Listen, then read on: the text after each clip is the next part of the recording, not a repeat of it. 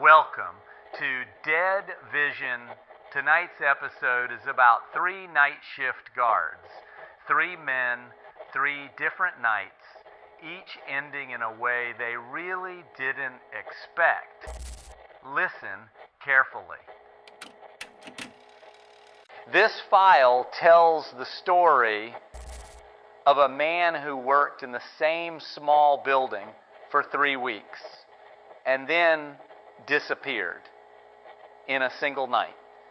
Route 12 is a long and empty road in Washington. Trees, road, tree line. The rest area stands alone on the side. 2 restrooms, 3 vending machines, 1 phone booth. The parking lot is gravel. After midnight, almost no one stops. The highway department gave Michael the night shift. He came at 11 p.m., locked the doors from inside, and stayed until 7 in the morning.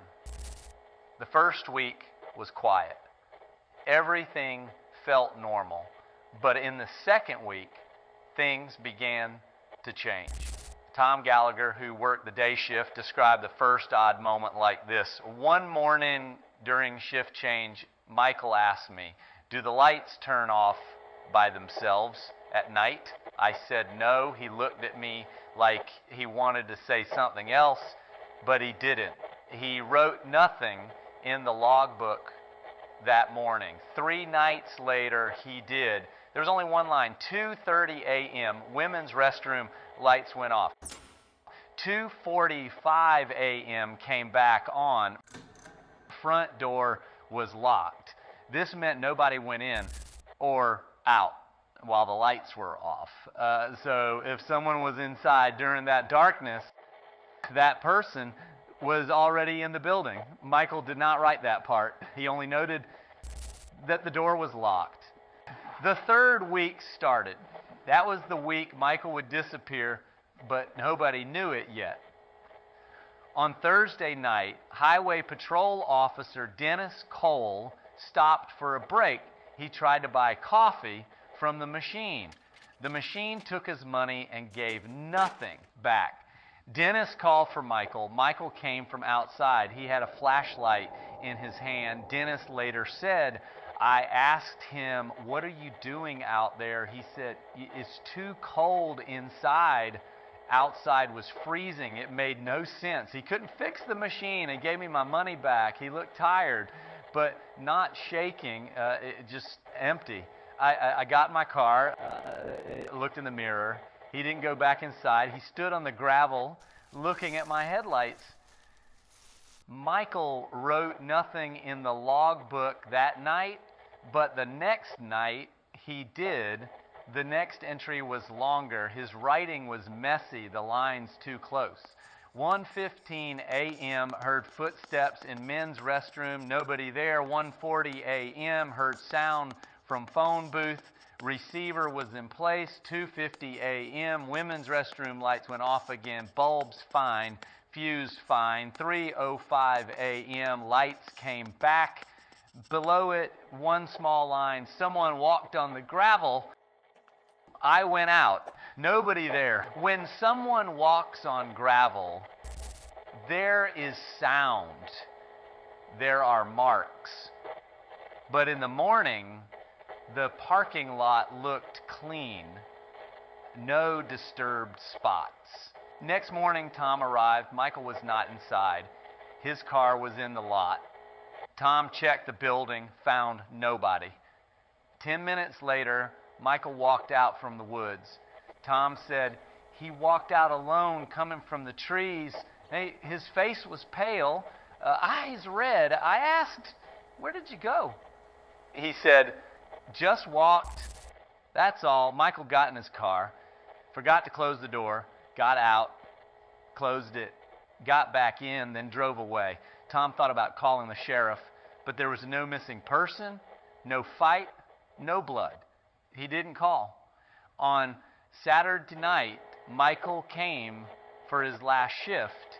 He arrived at 11 p.m., parked in his usual spot, locked the front and back doors from inside, checked the restrooms, checked the machines.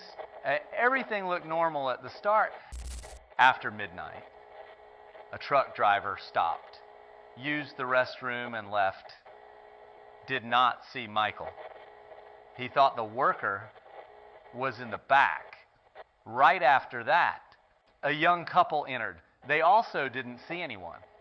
This time, the silence felt strange. The woman used the restroom. The man bought a soda. She later said, "When I came out, the building was too quiet, like I should hear someone breathing. But there was nothing. Still felt like someone was watching us." They left. Their statement was the second confirmation that nobody saw Michael after that hour. Around 2 a.m., a patrol car passed Route 12. Lights in the rest area were on. Everything looked normal from outside. They didn't stop. So nobody saw what happened after that time. At 3 a.m., Dennis Cole came back. He had been thinking about Michael's strange behavior. Inside, the building was quiet again. No Michael, restrooms empty, machines working. The logbook was open on the table. The last line said 2:20 a.m. Lights went off again. All of them went to fuse box, fuse. The sentence ended there. Under it, in small letters, "Someone is outside, but not." Dennis said, "The logbook was on the table, flashlight next to it. Flashlight was on, but had no light, battery dead. I checked the building, men's restroom, women's restroom, hallway, nobody. Back door was locked from inside. Front door was open, not forced. Looked like it was opened in the normal way. Michael's car was still in the lot. Doors locked, keys inside, wallet on the front seat, cigarette pack in the glove box. Nothing missing. He didn't run. He didn't pack. He was just gone. And no trace showed where he went." Dennis called the sheriff. The sheriff's team arrived around 6 in the morning. They searched the building, the lot, the woods, on the doors, machines, phone booth, fuse box, only Michael's prints. No one else. The electrical system was checked. Bulbs fine, fuses fine. Power company showed no outage at those hours. The woods were searched for 2 days with dogs. No hitchhiker reported on Route 12. No town nearby reported seeing Michael. His family said he had no serious problems, no treatment history, no drug record. Nothing else in the file explained anything. The file stayed open for 3 months. No new information. In March 1975, the file was closed. One line in the result box, cause uncertain. The file was closed as uncertain. Here, that usually means shift's over, shut it down. The place was torn down, but nobody felt better. Because if the lights go out a third time and you still walk toward the fuse box, that's not a mystery. In America, we call that an elimination round.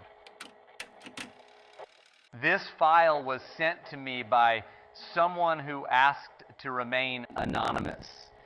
What I have are police reports, an autopsy summary, and several official statements. They all describe the same night. None of them explain what happened. As I went through the documents, one thing became clear. This isn't about an accident. It's about taking the wrong job, being on the wrong shift, and the way fate eventually finds you. Thursday night, February 17th, 1972, 10 p.m., Robert Hale started his night shift. 8 hours later, at 6:15 a.m., on February 18th, the day shift found him dead in the control room. His chest had collapsed inward. The building remained locked the entire time. No doors were opened, no one entered, no one left. Robert Hale was 37 years old. He worked nights as a security guard. His job was at a logistics depot near the Dulce area of New Mexico. On paper, it was listed as a supply depot. A single-story concrete building, 12 corridors, 3 central rooms, 1 control room. The facility handled military and federal contracts. Because of that, surveillance was limited. 8 fixed cameras, black and white footage, magnetic tape, continuous recording. His responsibilities were basic. Walk the corridors, make sure the doors stayed locked, check the equipment, watch the monitors. According to the shift log written in Robert Hale's own handwriting, nothing unusual stood out at first. At 10:30 p.m., a routine patrol was completed. No issues were reported. All doors were secure. At 11:12 p.m., a noise was noted in corridor C. He checked it himself. No source was found. At 11:28 p.m., one of the cameras briefly cut out. It was written off as a technical issue. The last entry, written at 11:47 p.m., says this: Corridor B is wrong. Distance doesn't match. There are no entries after that. According to the statement given by Stanley Marsh, the day shift security officer, this is what he saw. When he opened the control room door, Robert Hale was sitting in the chair. At first, he thought he was asleep. He touched his shoulder. Hale lost balance and fell forward. His eyes were open, and his chest wasn't right. It looked like something had pressed inward. An ambulance was called. Robert Hale was already dead. A later review of the camera footage showed several gaps. One camera went dark for 8 minutes. Another showed heavy distortion. The camera inside the control room stopped recording entirely for more than 20 minutes.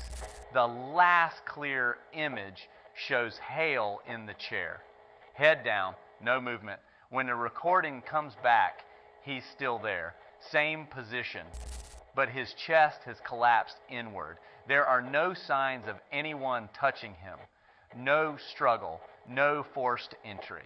According to Thomas Reed, a maintenance technician, there was one phone call after midnight. The connection was bad. There was static on the line. Hale said one thing: the corridor numbers are wrong. The call dropped. He never called back. The autopsy later showed no wounds, no broken ribs.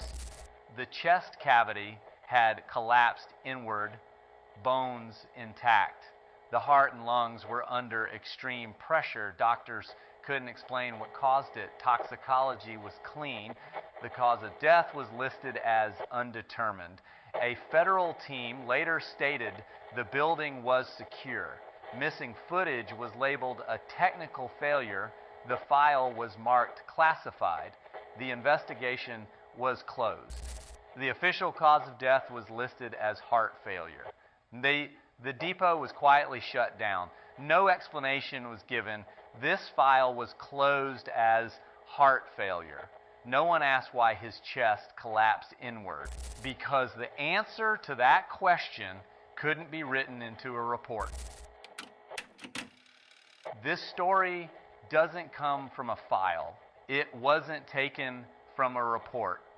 There is no official record. What you're about to hear is what Alicia Carter remembers. No one ever confirmed it. No one denied it either. According to Alicia, her father was normal when he started that job. About a month later, they had him committed. I was 11 when my father started working nights at the church. My mother said it was temporary, quiet work, no trouble. He'd be there overnight and come home before morning. During the day, he was still my dad. He talked to me. He smiled. He asked about school.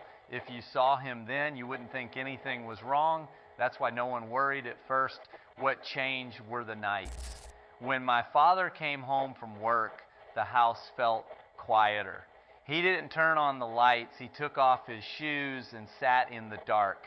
My mother said he was just tired, that working nights does that to people. I wanted to believe her. One night, I woke up to get some water. My bedroom door was open. Someone was standing in the hallway. It was my father. There was no light. I couldn't see his face. He wasn't looking at me. It felt like he was watching something inside my room. I waited for him to say my name. He didn't. I didn't say anything either. I went back to bed and didn't sleep until morning. The next day, I asked him if he'd come into my room. He looked surprised. Truly surprised? No, he said. Why would I do that? There was no lying in his voice. That's when I got scared. He didn't remember. He didn't work every single night. Some nights he was off, and some nights he came home early. Those were the nights when I saw him in the house. After that, the nights kept repeating. Sometimes he stood in the kitchen in the dark. Sometimes I saw him in the living room, facing the wall. I heard him talking to himself, but I couldn't make out the words. It sounded like he was talking to someone, but there was no one else there. One morning, my mother woke me up and brought me into the kitchen. The stove was on. There was no flame, but the smell of gas filled the room. My father said he never went into the kitchen that night. He didn't know who turned it on. Another night, he asked me why I was still standing there. I had been in bed for hours. My mother didn't notice everything at first. When she did, she tried to explain it away. She said he wasn't sleeping, that his mind was overloaded.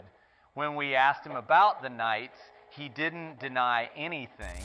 He just didn't know. He truly couldn't remember what he did.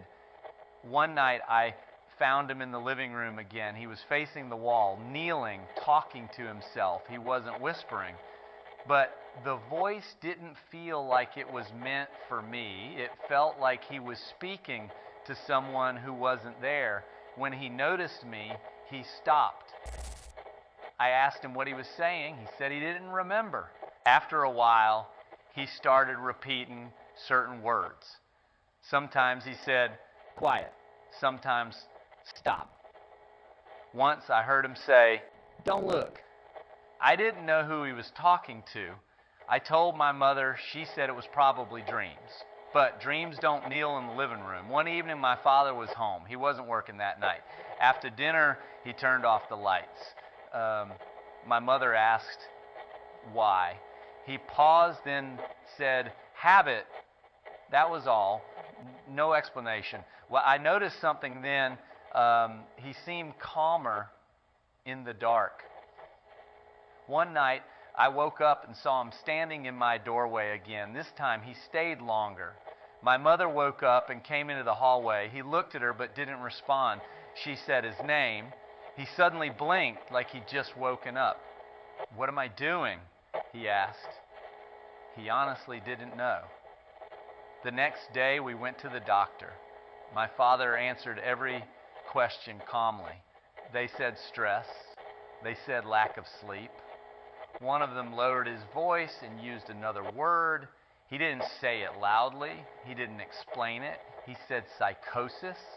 Not long after that, they had him committed. At the hospital, he was calm. He knew who I was. He smiled at me. He hugged me. He didn't forget me, but he didn't remember what he did at night. He stopped working at the church. Not long after that, the church stopped staying open at night. No reason was given. My father stayed in the hospital. He never came home. I'm an adult now. I still remember those nights, the way he stood in my doorway, the way he didn't look at me, the way it felt like he was focused on something else inside the house. My father didn't forget me. He just forgot what he did at night.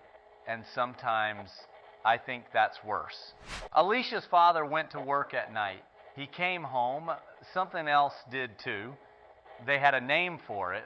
That doesn't mean they understood it. Good night. And if you're working the night shift, don't bring it home.